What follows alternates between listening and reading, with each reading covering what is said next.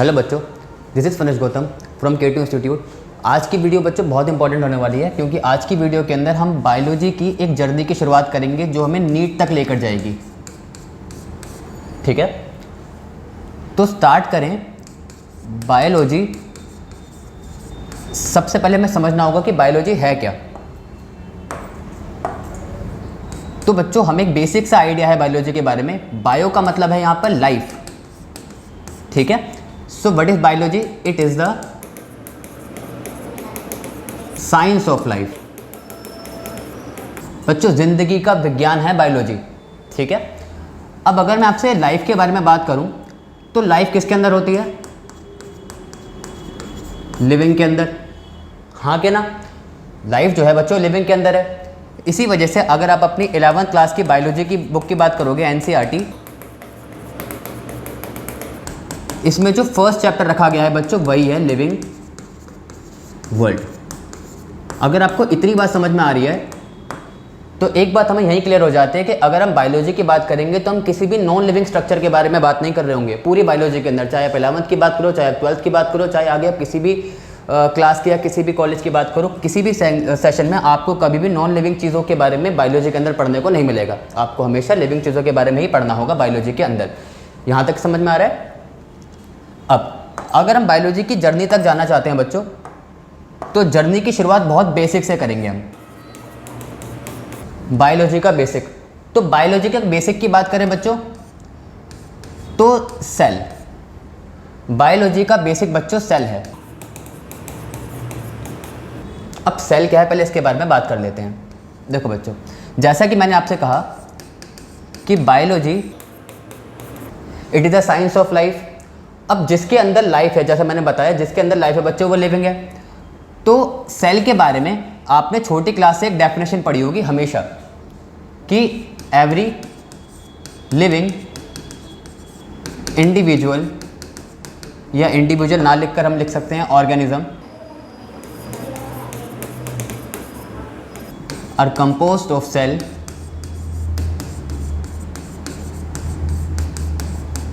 यही पढ़ा होगा आपने।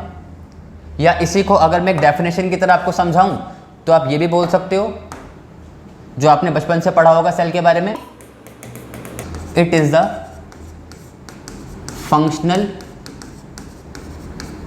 Unit and structural unit of every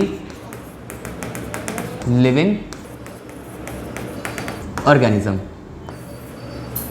यानी कि बच्चों देखो हमने क्या सीखा, हमने देखा कि अगर हम बायोलॉजी की बात करेंगे तो हम लिविंग की बात करेंगे, किसी भी नॉन लिविंग चीज़ के बारे में बात नहीं करेंगे। और अगर हमें बायोलॉजी के बेसिक को समझना है तो हमें क्या समझना होगा कि लिविंग की बॉडी किस स्ट्रक्चर से मिलकर बनी है। तो वो स्ट्रक्चर क्या है बच्चों? वो स्ट्रक्चर है cell. Cell is the structural and functional unit of every living organism. अगर बच्चों आपको यहां तक बात समझ में आ रही है तो हम इस डेफिनेशन को यहां पर छोड़ के आगे नहीं बढ़ेंगे। हम इस डेफिनेशन को अच्छे से डिकोड करेंगे कि डेफिनेशन हमसे कहना क्या चाहती है।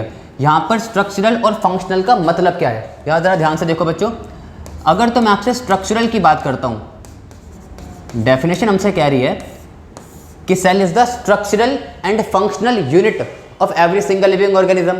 तो यहाँ पे स्ट्रक्चरल का मतलब क्या है बच्चों? यहाँ पे स्ट्रक्चरल का मतलब है कि अगर आप किसी भी लिविंग बॉडी की बात करो, किसी भी लिविंग बॉडी की, वो कोई भी एनिमल हो सकता है। यहाँ पर मैंने एक इंसान का एक बेसिक सा डायग्राम बनाने की कोशिश की है।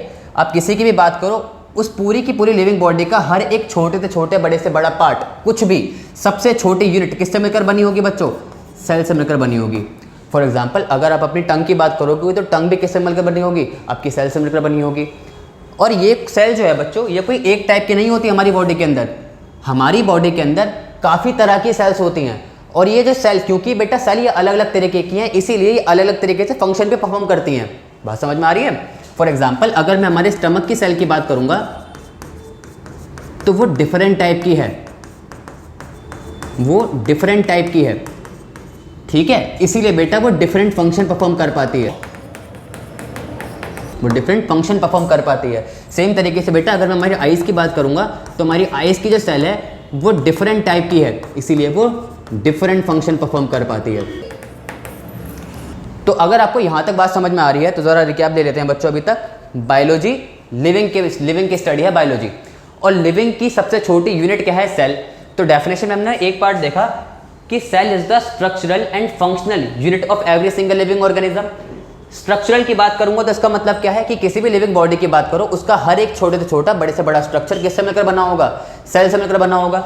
वहीं पर बेटा अगर मैं अब यहाँ पर अगर फंक्शनल को समझाऊं, फंक्शनल यूनिट का मतलब क्या है बेटा? फंक्शनल यूनिट का मतलब है कि जैसे कि मैंने पीछे एग्जांपल लिया था स्टमक का, ठीक है।